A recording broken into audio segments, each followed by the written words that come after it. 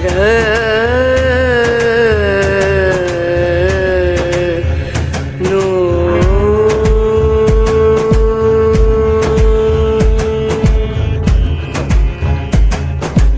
राधे, जय माता की भक्तों। आप सभी का स्वागत करती हूँ स्पिरिचुअल ज्ञान साधना में और आप सभी से अनुरोध करती हूँ कि स्पिरिचुअल ज्ञान साधना को सब्सक्राइब कर लीजिए और बेल आइकन को प्रेस कर दीजिए ताकि आपको नई नई वीडियोस का नोटिफिकेशन मिलता रहे। हर वर्ष वैशाख मास में शुक्ल पक्ष की एकादशी तिथि को मोहिनी एकादशी का व्रत रखा जाता है। आज की वीडियो में हम जानेंगे मोहिनी एकादशी व्रत के विषय में संपूर्ण जानकारी। जय माता की राधे राधे। कैसे हैं आप सभी लोग? आशा करते हैं सभी लोग बहुत अच्छे होंगे। बताने के लिए कमेंट में जय माता की राधे राधे कुछ भी अवश्य ही लिखिएगा। तो चलिए प्रारंभ करते हैं आज की वीडियो।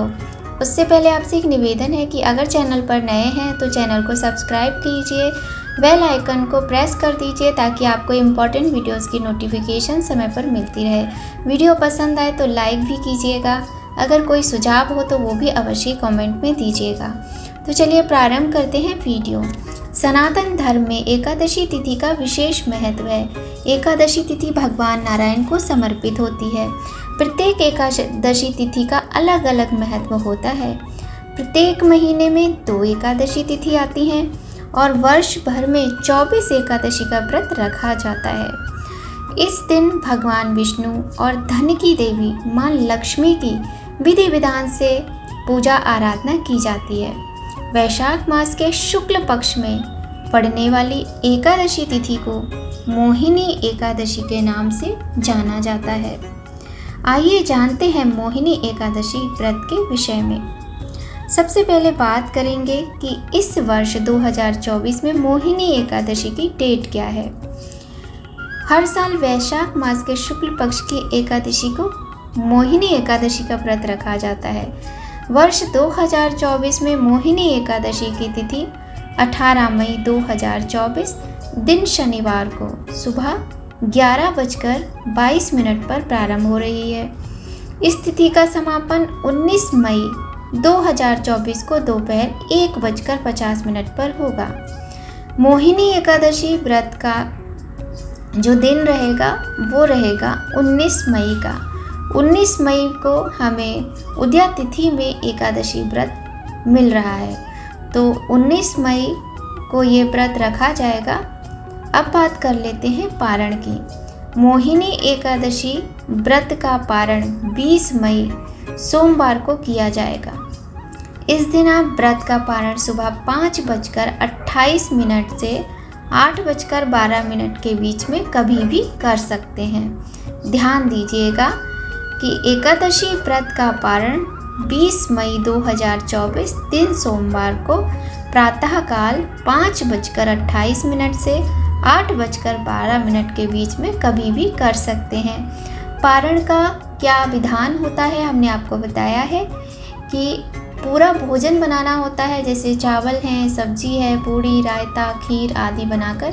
खीर नहीं तो कुछ भी मीठा आप बना लीजिए जो आपकी इच्छा हो, और चावल अवश्य बनाइए। तुलसी दल रखकर भगवान को भोग लगाना है और एक थाली भोजन ब्राह्मण के निमित्त या कन्या के निमित्त दान करना है दक्षिणा के सहित। इसके अतिरिक्त यदि आप पका हुआ भोजन नहीं दान कर सकते हैं तो कच्चा भोजन ही एक थाली निकालकर, बिना पका हुआ भोजन आप पूरी सारी सामग्री होनी चाहिए उसमें निकालकर दान कर दीजिए। और दान करने के बाद आप अपना व्रत खोलेंगे। इसे ही कहते हैं व्रत का पारण। अब बात करते हैं कि व्रत के समय हमें किन बातों का ध्यान रखना चाहिए। एकादशी के दिन तुलसी के पत्ते हमें कभी नहीं तोड़ना चाहिए। आप चाहें तो इस दिन निर्जला उपवास भी रख सकते हैं और चाहें तो जल पीकर भी रह सकते हैं। इस दिन पानी पीने से भी कोई दोष नहीं लगता है, क्योंकि निर्जला एकादशी का व्रत ज्येष्ठ मास में आता है। इसके बाद जो महीना आएगा वैशाख के बाद ज्येष्ठ का, उसमें निर्जला एकादशी का व्रत होता है।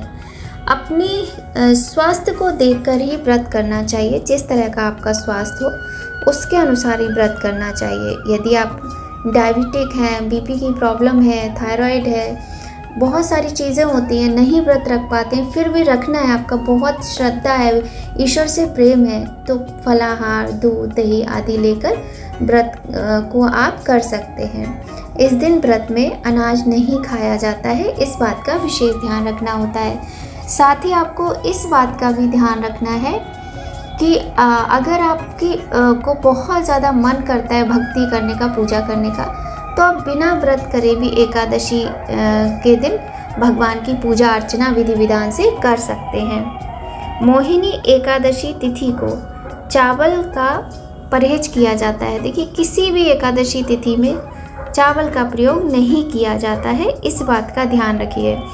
कोई भी व्रत हो, चाहे एकादशी का हो या फिर कोई भी व्रत हो, ब्रह्म मुहूर्त में उठकर ही पूजा करनी चाहिए। और भगवान विष्णु को जब भी हम भोग लगाएंगे तो तुलसी की पत्ती उसमें अवश्य ही होनी चाहिए। आप एक दिन पहले से ही तुलसी की पत्तियां तोड़कर रख लीजिए। पत्तियां तोड़ते समय नाखून से उन्हें नहीं तोड़ना है, इस बात का भी विशेष ध्यान रखना है। तामसिक चीज़ें जैसे मांस, मछली, शराब, लहसुन, प्याज आदि का सेवन नहीं करना चाहिए। वैसे तो जिनका व्रत होता है वो नहीं करते हैं, किंतु बाकी लोगों के लिए जब आप भोजन बना रहे हो तो उसमें भी प्याज लहसुन का प्रयोग मत कीजिएगा एकादशी के दिन। पूजा पाठ के कोई भी कार्य हम इस दिन कर सकते हैं। गरीबों को दान करना बहुत अच्छा माना जाता है।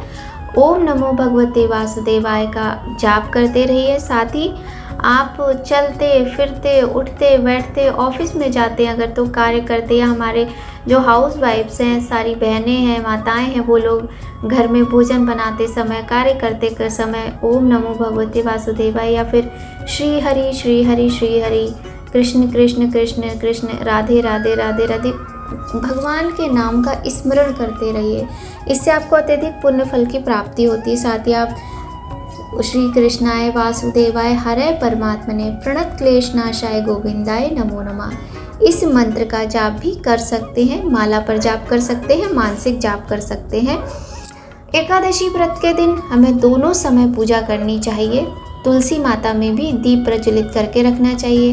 केले के पेड़ की पूजा करनी चाहिए, आंवले के पेड़ की पूजा करनी चाहिए और बहुत सुंदर तरीके से पूजा करनी चाहिए। प्रातःकाल उठकर व्रत का संकल्प लेना चाहिए। यदि लड्डू गोपाल हैं तो उनका पंचामृत से स्नान कराएं और उनको भोग इत्यादि से अर्पण करके आप व्रत प्रारंभ करें। और शाम के समय आरती करना बहुत ही आवश्यक होता है। सुबह के समय भी पूजा करें। साथ ही एकादशी के व्रत में कथा भी अवश्य ही सुननी चाहिए।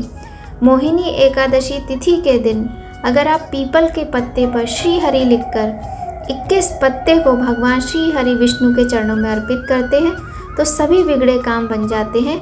आपके सुखद समाचार की भी प्राप्ति होती है। केले के पेड़ की पूजा से भगवान विष्णु, माता लक्ष्मी दोनों ही प्रसन्न होते हैं। अगर आप मोहिनी एकादशी तिथि के दिन केले के पेड़ के समक्ष घी का दिया अर्पित करते हैं, एकादशी तिथि में विधि विधान पूर्वक पूजा आराधना करते हैं तो आर्थिक संकट समाप्त होता है, घर से दरिद्रता भी दूर भागती है। तो ये कुछ छोटे से उपाय थे जो हमने आपको बताए।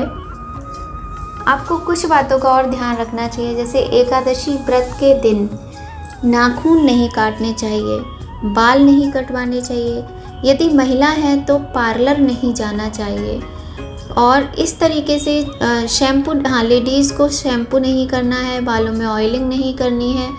काफ़ी सारे नियम होते हैं जो कि हम अपनी एक वीडियो में दे चुके हैं। अगर आपको नियम वो जानना हो तो आप हमारे चैनल पर जाकर चेक कर सकते हैं वीडियोस को।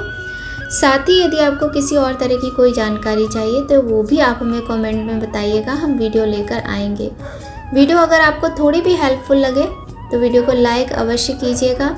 मिलते हैं आपसे नई जानकारी के साथ नए वीडियो में। तब तक सभी लोग खूब खुश रहिए, स्वस्थ रहिए, प्रसन्न रहिए, अपना और अपने अपनों का खूब ध्यान रखिए और कमेंट में जय माता की राधे राधे लिखते रहिए।